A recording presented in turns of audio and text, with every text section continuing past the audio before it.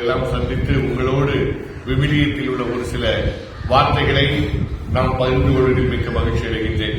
அன்புக்குரியவர்களே, ஆண்டவர் யாரோடெல்லாம் பேசினார், யாரையெல்லாம் சந்தித்தார் என்பதை பற்றிய ஒரு சில வார்த்தைகளை உங்களோடு நான் பகிர்ந்து கொள்ள விரும்புகிறேன். முதலில் ஆண்டவர் ஆபிரகாமோடு தொடக்க நூலில், உன் தந்தையின் நாட்டை விட்டு நான் காட்டும் தேசத்திற்கு போ என்று சொல்லி, உன் சந்ததியினரையும் உன் வழி மரபினரையும் நான் பெரிய இனமாக்குவேன் என்று சொல்லி ஆசை கூறினார். ஆண்டவர் ஆபிரகாமோடு பேசி, உன் சந்ததியை நான் பெருகச் செய்வேன் என்று சொல்லி அந்த இஸ்ராயல் மக்களை மிக அற்புதமாக ஆபிரகாம் வழியாக ஆசீர்வதித்தார். அப்படி ஆசீர்வதிக்கப்பட்ட இஸ்ராயல் இனத்தினுடைய மக்கள் பாராவோன் மன்னனிடம் அடிமைப்பட்டு கிடந்தார்கள். கடுமையான வேலை, உணவு கொடுப்பதில்லை, அவர்களை வாட்டி வதைத்தார். பல்வேறு சூழ்நிலைகளிலே ஆண்டவர் பாராவோன் மன்னனுக்கு ஒவ்வொரு முறையும் உணர்த்தினார். தலைச்சி பிள்ளைகளை எல்லாம் எடுத்தார். கடுமையான நோய்களை, கொப்புளங்களை எல்லாம் வரச் செய்தார் அந்த நாட்டில் உள்ள மக்களுக்கு. அப்படி ஒவ்வொன்றாக செய்தார். எந்திலையும் பாராவோன் மன்னன் அசைவதாக இல்லை. அப்போது ஆண்டவர் ஆடுகள் மேய்த்துக் கொண்டிருக்கிற தன்னுடைய மாமனார் இத்ரேயினுடைய ஆடுகளை மேய்த்துக் கொண்டிருந்த மோயிசனை அப்படியே ஒரேபு மலை வழியாக ஆடுகளை மேய்த்துக் கொண்டு வரும்போது ஒரு முட்புதருக்கு நடுவிலே தூதர் வழியாக ஆண்டவர் மோசையோடு பேசினார். அப்போது ஆண்டவர் மோசையிடம், உனது காலணிகளை கலந்துவிட்டு வா, இது புனிதமான இடம் என்று சொல்லி அவரை அழைக்கின்ற போது மோசை சொன்னார், ஆண்டவரே, நான் தகுதியற்றவன், என்னால் பேசுவது திக்குவாய், என்னால் பேச முடியாது என்று சொன்னார். அப்போது ஆண்டவர், உனக்கு ஆரோனை துணையாக அனுப்புவேன் என்று சொல்லி அங்கே அடிமைப்பட்டு கிடந்த தனது இஸ்ராயல் மக்களை காப்பாற்றுவதற்காக, பாலும் தேடும் மொழியும் கானான் தேசத்திற்கு அவர்களை அழைத்துச் செல்வதற்காக மோசையை ஆண்டவர் பேசி அழைத்ததை நாம் விடுதலை பயண நூலிலே பார்க்கின்றோம். அப்படி அழைக்கப்பட்ட மோசே மக்களிடம் சொல்லி அவர்களெல்லாம் அழைத்து வருகின்ற பொழுது பின்னாடி பாரபோனுடைய படையில் வந்து கொண்டிருக்கிறது, முன்னாடி செங்கடல். ஆண்டவரோடு மோசே பேசுகிறார், ஆண்டவரை நான் என்ன செய்வது என்று சொல்லி. அப்போது ஆண்டவர் சொல்கிறார், உன் கையில் உள்ள கோலை எடுத்து நீ நீட்டு, செங்கடல் இரண்டாக பிரியும் என்று சொல்கிறார். அதே போல மோசே செய்கிறார், செங்கடல் இரண்டாக பிரிகிறது. அந்த இஸ்ராயல் மக்கள் அனைவரும் தப்பித்துக் கொள்கிறார். அடுத்து கொஞ்சம் தூரம் போனவுடனே நாங்க பசி, பட்டினி, தண்ணியின்மை, மக்கள் எல்லாம் முணுமுணுக்கிறார்கள் மோசேக்கு எதிராக. நாங்கள் பாரபோன் மன்னனிடம் கிடந்து ஒரு அரை வயிற்று கஞ்சியாவது நாங்கள் குடித்துக் கொண்டிருந்தோமே, அடிமைகளாகவே நாங்கள் வாழ்ந்து செத்திருப்போமே, எங்களை எதற்கு இப்படி அழைத்துக் கொண்டு வருகிறாய், தண்ணீர் கூட இல்லையே என்று சொல்லும் போது மீண்டும் மோசே போய் ஆண்டவரிடம் மஞ்சாடுகிறார். அப்போது ஆண்டவர் மீண்டுமாக பேசி ஒரு மலையை தட்டச் செய்து அங்கிருந்து அவர்களுக்கு தண்ணீர் வழங்குகிறார். உணவு இல்லாமல் நாங்கள் பட்டினியாய் கிடந்து நாங்களும் எங்கள் பிள்ளைகளும் சாகவா என்று சொன்ன பொழுது ஆண்டவர் மோசே வழியாக பேசி அவர்களுக்கு மன்னாவை வழங்குகிறார். செங்கடலை பிரிக்கின்றார், தண்ணீர் கொடுக்கின்றார், மன்னாவை வழங்குகின்றார். அப்போதுதான் அவர்களுக்கு 10 கட்டளையை ஆண்டவர் மோசே வழியாக கொடுக்கிறார். இவ்வாறெல்லாம் தனது படைக்கப்பட்ட தனக்காக வாழ்ந்து கொண்டிருக்கிற இஸ்ராயல் மக்களை பாதுகாப்பதற்காக ஆண்டவர் மோசையோடு பேசி அவர்களை பாலும் தேடும் மொழியும் கானான் தேசத்திற்கு அழைத்துச் செல்கிறார். அதை பார்க்கின்றோம். அடுத்தபடியாக நாமெல்லாம் பாவச் செயல்களில் விழுந்து கிடப்பதை எல்லாம் எண்ணி ஆண்டவர் நம்ம அன்னை மரியாள் வழியாக ஆண்டவராகிய இயேசு கிறிஸ்துவை இந்த உலகிற்கு பிறக்கச் செய்கிறார். லூக்கா நற்செய்தி 1:28 கபிரியேல் தூதர் தோன்றி, வானதூதர் மரியாவுக்கு தோன்றி, அருள்மிக பெற்றவரே வாழ்க, ஆண்டவர் உம்மோடு இருக்கிறார் என்று சொல்லி வாழ்த்து சொன்ன போது மரியா அஞ்சி கலங்கி, இது எத்தகைய வாழ்த்துக்களோ என்று நினைக்கின்ற பொழுது, உனக்கு ஒரு மகன் பிறப்பான், அவனுக்கு இம்மானுவேல் என்று பெயர், கடவுள் நம்மோடு என்று சொல்லுகிற பொழுது அன்னை மரியா, இது நான் கன்னியாயிற்றே, இது எங்கனும் நிகழும் என்று கேட்கின்ற பொழுது, உனது உறவினான நான் எலிசபெத்து இப்போது கருத்தாங்கி இருக்கிறார், இது அவருக்கு 6ஆம் மாதம் என்று சொன்ன பொழுது அன்னை மரியாள் தாழ்ச்சியோடு நமது மீட்பு திட்டத்திற்காக அதை ஏற்றுக்கொண்டார். இப்போதெல்லாம் கன்னியாக இருக்கிறவர்கள் கர்ப்பமடைந்தால் என்ன நிலைமை என்பது உங்களுக்கு தெரியும். ஆனால் அன்னை மரியாள் அந்த சித்தத்தை தானே ஏற்றுக்கொண்டு நமக்காக நம் ஆண்டவர் இயேசு கிறிஸ்துவை இந்த உலகத்திற்கு கொடுக்க வேண்டும் என்பதற்காக அன்னை மரியாள் தாட்சியோடு ஏற்றுக்கொண்டார். கேள்விப்பட்ட உடனேயே அன்னை மரியாள் எலிசபெத் அம்மானை சந்திப்பதற்கு காடு மேடு பள்ளம் என்று கூட பாராமல் அவர்களை தேடி செல்கிறார். எலிசபெத் அம்மாளுக்கு வீட்டிற்கு அன்னை மரியாள் சென்ற உடனே எலிசபெத் அம்மாள் வயிற்றில் இருந்த அந்த திருமுழுக்கு யோவான் துள்ளி அகமகிழ்ந்ததாக நாம் பார்க்கிறோம். அப்போது முற்றிலுமாக எலிசபெத் அம்மாள் ஆவியால் ஆட்கொள்ளப்பட்டு அருள்மிக பெற்ற மரியே வாழ்க, ஆண்டவருடைய தாய் இங்கு வருவதற்கு நான் பேறு பெற்றவர் என்று சொல்லி அன்னை மரியாளை வாழ்த்துகிறார்கள். அன்னை மரியாள் ஏறக்குறைய 3 மாதங்கள் எலிசபெத் அம்மாளோடு தங்கி இருந்து எலிசபெத் அம்மாளுக்கு தேவையான எல்லா உதவிகளையும் செய்கிறார்கள். இந்த ஒரு சந்திப்பு விவிலியத்தில் மிகப்பெரிய ஒரு சந்திப்பாக தன்னலமற்ற சுயநலமற்ற எதையும் எதிர்பாராமல் தனது உறவினருக்காக அன்னை மரியாள் சென்று உதவி செய்ததை நாம் விவிலியத்தில் பார்க்கின்றோம். ஏறக்குறைய 3 மாதங்கள் அன்னை மரியாள் எலிசபெத்தோடு தங்கி இருந்தார்கள். அதற்கு பிறகு கானாவூர் திருமணத்திற்கு போகின்ற பொழுது அதிலேயும் பாருங்கள், அங்கே ரசம் தீர்ந்து விட்டது. யாரும் இருந்து ரசம் தீர்ந்துருச்சுன்னு சொல்லி மணமக்கள் சார்பாக யாரும் இங்க வந்து அன்னை மரியாதை சொல்லல. ஆனா அன்னை மரியாதை அப்போவும் ஆண்டவர் இயேசுவோடு பேசுகிறார். எப்பா ரசம் தீர்ந்துருச்சு வாங்க. அவர் ஆண்டவர் என்ன சொல்றார், அம்மா எனக்கு இன்னும் நேரம் வரவில்லை என்று சொன்ன போது கூட அன்னை மரியாதை அவர் சொல்வதையெல்லாம் செய்யுங்கள் என்று சொல்லி அற்புதமாக ரசம் எல்லாரும் சொல்றாங்க. முதல்ல தான் நல்ல ரசத்தை பரிமாறுவாங்க, கடைசியில தான் ஒன்றுக்கும் இல்லாத பரிமாறுவாங்க. இங்க முதலில் பரிமாறிய ரசத்தை விட இறுதியில் பரிமாறக்கூடிய ரசம் மிக அற்புதமாக இருக்கிறது என்று சொல்லி ஆண்டவருடைய முதல் புதுமையை செய்ய வைத்தது அன்னை மரியாள். அன்னை மரியாள் எப்போதுமே நமக்காக பரிந்து பேசக்கூடிய ஒரு தாய். எங்கெல்லாம் ஆபத்து, கஷ்டம், துன்பம், துயரம் வருகின்ற பொழுது அன்னை மரியாள் அவர்களோடு இருக்கிறார். அதை நாம் பார்க்கிறோம். அடுத்து சக்கேயுவை பாருங்கள். சக்கேயு ஒரு வரி தண்டுபவர், ஒரு ஆயக்காரர். அவர் ஆண்டவர் எரிகோவுக்கு வருவதை எண்ணி ஒரு மரத்து மேல ஏறி உட்கார்ந்துருக்கார். ஆண்டவரை பார்க்கணுங்கிறதுக்காக தான் ஏறி உட்கார்ந்துருக்கார். அவர் ஒரு புள்ளன். மரத்து மேல் ஏறி இருக்கின்ற சக்கேயுவை ஆண்டவர் பெயர் சொல்லி அழைக்கிறார். ஓடி வர, நான் இன்னைக்கு உன் வீட்டில் தான் விருந்து உண்ண போகிறேன் சொன்ன, அதாவது ஆண்டவரை பார்க்கணும்னு மரத்து மேல ஏறி நின்றவருக்கு நான் இன்னைக்கு உன் வீட்டுக்கு வரேன்னு சொன்னா எவ்வளவு மகிழ்ச்சியா இருக்கும். சக்கையோ அகம் மகிழ்ந்து துள்ளி குதிக்கிறார். ஆண்டவர் அவர் வீட்டுல போய் உணவு அருந்துகிறார். அப்போ சொல்ற, ஆண்டவரே நான் என்னுடைய சொத்துல பாதியை பிரிச்சு ஏழைகளுக்கு கொடுத்துடுறேன். யாரையாவது வஞ்சித்திருந்தால், யாரையாவது சொத்துக்களை அபகரித்திருந்தால் அவர்களுக்கும் என்னுடைய சொத்துக்களை நான் பங்கிட்டு கொடுத்து விடுகிறேன், 4 மடங்காக திருப்பி கொடுக்கிறேன் என்று சொல்லி அவர் மனம் மாறுகிறார். ஆண்டவருடைய வருகை அவருக்கு ஒரு மிகப்பெரிய மன மாற்றத்தை, ஆண்டவர் ஒரு சின்ன பேச்சு, சக்கேயுவே மரத்தை விட்டு இறங்கி வா என்று சொன்ன அந்த ஒரு வார்த்தை சக்கேயுடைய மனதை மாற்றுகிறார்.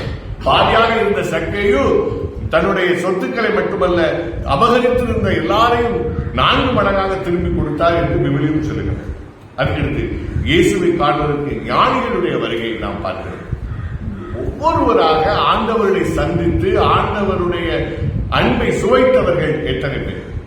101 தலைவனை பார்க்கிறோம். ஆண்டவரை சந்தித்த, ஆண்டவரே என்னுடைய ஊழியன் நலமன நோயுற்று இருக்கிறார், அவனை குணப்படுத்துங்கள் என்று சொல்லும் போது ஆண்டவர், அதுவும் 101 தலைவர் சொல்கிறார், நீர் என் இல்லத்திற்கு வர நான் தகுதியற்றவன், ஆனால் ஒரு வார்த்தை சொல்லும் என் ஊழியன் குணமடைவான் என்று சொல்லி ஆண்டவர் சொல்கிறார், உனக்கு நலம், உன் ஊழியன் நலமடைவான். கனானிய பெண் ஆண்டவரை சந்தித்து பேசுகிறார். ஆண்டவரே அப்போ சொல்கிறார், உன் மக்கள் உண்ணக்கூடிய உணவை நாய்களுக்கு இடுவது முறையா என்று சொல்லுகின்ற பொழுது அந்த கனானிய பெண் சொல்கிறார், அந்த எஜமானுடைய மேஜையிலிருந்து விழக்கூடிய ரொட்டி துண்டுகளை நாய்கள் உண்ணுமே என்று சொல்லும் போது ஆண்டவர் கனானிய பெண்ணை பார்த்து சொல்கிறார், இதை விட விசுவாசத்தை நான் யூத மக்களிடம் கூட கண்டதில்லை, உன் விசுவாசம் உன் மகளை குணமாக்கிற்று என்று கனானிய பெண்ணுக்கு ஆண்டவர் சொல்கிறார். 12 ஆண்டுகளாக இரத்தப்போக்கு உள்ள ஒரு பெண் ஆண்டவரை சந்தித்து பேசுவதற்கு முனையவில்லை. அவருடைய ஆடையை தொட்டால் போதும் என்று நினைத்தவளுக்கு அவள் ஆடையை தொட்டு போகும்போது ஆண்டவர் ஏதோ ஒன்று என்னிடமிருந்து ஒரு விசுவாசம் மிக்க ஒரு பெண் என்னை தொட்டிருக்கிறாளே, யார்? சீடர்கள் எல்லாம் சொல்றாங்க, ஆண்டவர் இவ்வளவு கூட்டத்துல யார் உங்கள் ஆடை தொட்டான்னு எப்படி சொல்லும்? வல்லமை வெளியேறி அவர் உணர்கிறார். அந்த பெண் அந்த நேரத்திலே குணமடைகிறார். இப்படி விபச்சாரத்தில் பிடிபட்ட பெண் கொண்டு வந்து எல்லாரும் கல்லால் இருந்து கொள்ள வேண்டும் என்று சொல்லும் ஆண்டவர் அமைதியாக இருந்து, உங்களில் பாவம் செய்யாதவன் முதல் கல் எரியட்டும் என்று சொன்ன போது அங்க உள்ளவர்கள் எல்லாம் அமைதியாயிட்டாங்க. ஒவ்வொருத்தரா கிளம்பிட்டாங்க. கடைசியில் அந்த பெண் இருந்தா, நீ பாவம் செய்யாத போ என்று சொல்லி மன்னித்து அவர்கள் மன்னிப்பு வழங்கினார். இவ்வாறாக ஆரம்பத்திலிருந்து ஆண்டவராகிய இயேசு கிறிஸ்து யாரையெல்லாம் சந்திக்கிறாரோ, யாரெல்லாம் பேசுகிறார்களோ அவர்களெல்லாம் நலம் பெற்றார்கள், குணம் பெற்றார்கள். அவர்கள் வல்லமையோடு நோயின்றி திரும்பி சென்றார்கள். ஆண்டவரே, தாவீதின் மகனே, எனக்கு மனம் இறங்கும் என்று பர்த்திலோமேயு குருடன் கத்திய போது கூட மக்களே சத்தம் போடாத என்று அதட்டினார்கள். ஆனால் ஆண்டவர் அவரையும் தொட்டு குணப்படுத்தினார். சிலோவாம் ஆற்றிலே இறக்கிவிடுவதற்கு எனக்கு ஆளில்லை என்று சொல்லி முடக்குவாதம் உற்றவனை ஆண்டவர் குணப்படுத்தினார். 10 தொழுநோயாளர்கள் வந்து ஆண்டவரிடம் குணம் பெற்றார்கள். ஆனால் ஒருவர் மட்டும்தான் வந்து நன்றி சொன்னார். ஆண்டவர் எந்த எதிர்பார்ப்புகளையும் எந்த கைமாறையும் நாம் செய்வதற்கு பிறகு இவர் நமக்கு இதை செய்ய வேண்டும் என்று எண்ணாமல் தன்னலமற்ற சுயநலமற்ற ஒரு சந்திப்பு பேச்சு ஆண்டவருடைய பேச்சு. அன்னை மரியாளும் அதே போல சந்தித்த எலிசபெத் அம்மாளுக்கு எந்த விதமான கைமாறும் கருதாது உதவி செய்தார்கள். இன்று இந்த உலகத்திலே நாம் சந்திக்கின்ற சந்திப்புகள் எப்படிப்பட்ட சந்திப்புகளாக இருக்கின்றன? ஒருத்தன் இதை செய்தால் அவனுக்கு நான் இதை செய்வேன் என்கின்ற ஒரு மனப்போக்கு தான் நம்மளிடம் இருக்கிறதே தவிர சுயநலமற்ற சந்திப்பு இன்று யாரிடமும் இல்லை. வயதானவர்களை நீங்கள் சந்தித்து பாருங்கள். உங்கள் அன்பியங்கள் வழியாக நீங்கள் யாராவது வயதான முதியவர்களை சந்தித்தால் பேசுவதற்கு கூட ஆளிலேயே என்று நினைக்கின்ற எத்தனையோ முதியவர்கள் இன்று நம் மத்தியிலே இருந்து கொண்டிருக்கிறார்கள். அவர்களை நீங்கள் சந்தித்து பேசுங்கள். அவர்களுக்கு மனம் ஆறுதல் அடையும். பணம் கொடுப்பதற்கோ உணவு கொடுப்பதற்கு கூட நீங்க தேவையில்லை. 15 நிமிடம் எப்படி இருக்கீங்க நீங்க கேட்டு பேசினா அது அவங்களுக்கு ஒரு மிகப்பெரிய ஆறுதலாக இருக்கும். இன்றைக்கு அதற்கு கூட நாம் ஒருவரை ஒருவர் சந்தித்து பேசுவதற்கு இன்று நம்மால் முடியவில்லை. ஒரு இயந்திர வாழ்க்கை வாழ்ந்து கொண்டிருக்கிறோம். நமக்கு வந்தது நமக்கு, அவனுக்கு வந்தது அவனுக்கு என்கிற ஒரு சுயநல வாழ்க்கை இப்போது வந்துவிட்டது இந்த உலகத்திலே. நாம் மட்டுமல்ல, எல்லா பக்கமும் இப்படி ஒருபட்ட சூழ்நிலைகள் இருக்கிறது. இன்னும் அனாதைகளாக கைவிடப்பட்டவர்களாக எத்தனையோ பேர் இருக்கிறார்கள். ஆனால் அன்றைக்கு ஆண்டவர் உட்கார்ந்து காணிக்க பெட்டிக்கு முன்னாடி உட்கார்ந்து பார்க்கும்போது தன்னிடம் இருந்த பிழை தூக்காக இருந்த ஒத்த அந்த செப்பு காசையும் அந்த கைப்பெண் உண்டலிலே போடுவதை ஆண்டவர் பார்த்து சொல்கிறார், எல்லாரையும் விடம் அதிகமாக போட்டது இந்த பெண்மணி என்று சொல்கிறார். உள்ளதிலிருந்து கொடுப்பதை விட உள்ளதையே கொடுக்கக்கூடிய ஒரு சில உள்ளங்கள் இன்றும் இருக்கிறார்கள். நாமெல்லாம் யாரிடமாவது நன்கொடை என்று சென்றால் ஆலயத்துக்கு இது வாங்க வேண்டும் இது வாங்க வேண்டும் என்று சொன்னால் இன்னும் செய்யக்கூடிய ஆட்கள் இருக்கிறார்கள். ஆனால் சிலர் என்ன சொல்லுகிறார்கள் தெரியுமா? ஆண்டவர் தான் ஏன் நம்ம கொடுக்கணும், நான் ஏன் ஆண்டவருக்கு கொடுக்கணும் கேட்கக்கூடிய ஆட்கள் இன்றும் நம் மத்தியில் இருக்கிறார்கள். சுயநலத்தோடு வாழ்ந்து கொண்டிருக்கிறவர். ஆனால் ஆண்டவர் இயேசு சுயநலமற்றவர். தன்னை அண்டி வந்தவர்களுக்கெல்லாம் நோயை குணமாக்கியவர், பேய்களை ஓட்டியவர், ஊமைகளை பேசச் செய்தவர், முடக்குவாதப்பட்டவர்களை நடக்கச் செய்தவர், குருடர்களை பார்க்க செய்தவர் ஆண்டவர்.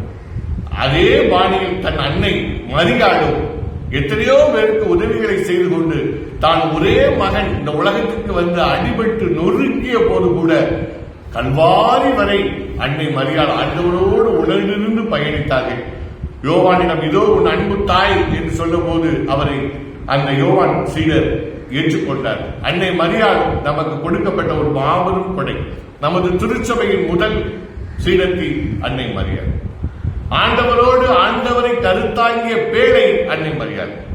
அது மட்டுமல்ல, ஆண்டவரோடு பயணித்து மீட்பு திட்டத்திலே தன்னோடு உடனிருந்து கடைசி வரை இந்த மக்களுக்காக தன் மகன் செய்கின்ற பணியை அவர் உடனிருந்து கவனித்து வந்தவர்.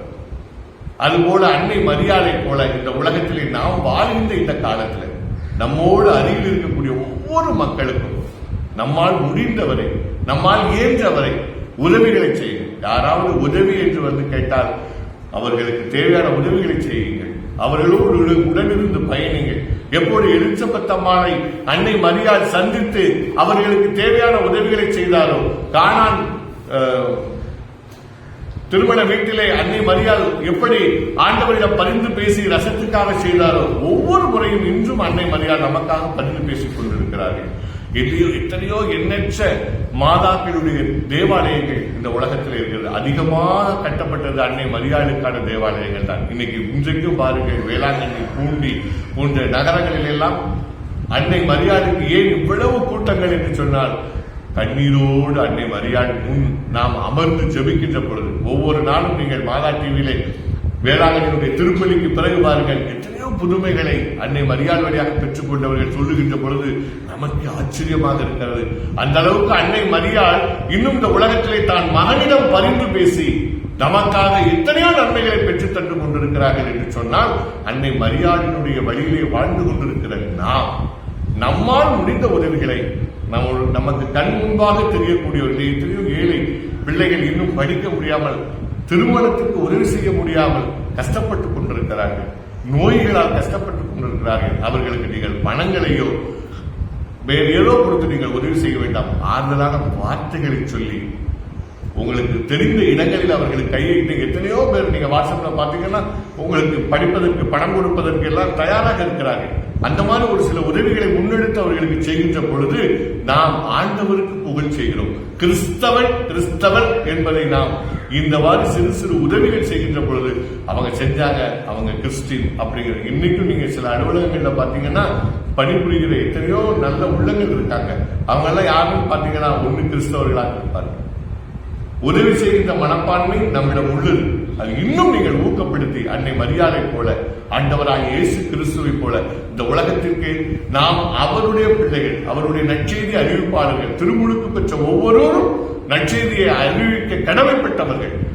அது நற்செய்தியாக வாழ்ந்து காட்ட வேண்டியவர்கள். நாம் செய்கின்ற ஒவ்வொரு உதவி மூலமாக இந்த மாதம் மே மாதம் அன்னை மரியாளுக்கு உகந்த மாதம். ஒவ்வொரு நாளும் நீங்கள் அன்னை மரியாளுக்காக நீங்கள் ஜெபமாலை ஒப்பு கொடுத்து ஜெபியுங்கள். மே மாதம் மட்டுமல்ல, ஆண்டு முழுவதுமாக நீங்கள் அன்னை மரியாளுக்கு ஜெபமாலை ஒப்பு கொடுத்து ஜெபிக்கின்ற பொழுது உங்கள் பரிந்துரைகளை அன்னை மரியாள் கேட்கிறார்கள். அன்னை மரியாள் சந்தித்த அத்தனை பேரும் எப்படியெல்லாம் நலம் பெற்றார்களோ, குணம் பெற்றார்களோ, அதே போல நாமும் அன்னை மரியாதை போல பிறருக்கு, பிறருடைய மன நலன்களுக்கு நம்மால் இயன்ற உதவிகளை செய்வதற்கு நாம் முன்வருவோம். ஒரு நிமிடம் நாம் கண்களை மூடி ஜெபிப்போம். அன்பு ஆண்டவரே, நீர் எத்தனையோ பேரை குணப்படுத்தி நலப்படுத்தி உண்மை சந்தித்தவர்களுக்கெல்லாம் நீர் ஆசீர் வழங்கி அன்னைக்கு இஸ்ராயல் மக்களை வழிநடத்திய இறைவன் இன்றும் எங்களை வழிநடத்திக் கொண்டிருக்கிறீர் என்பதற்காக உமக்கு நன்றி செலுத்துகிறோம்.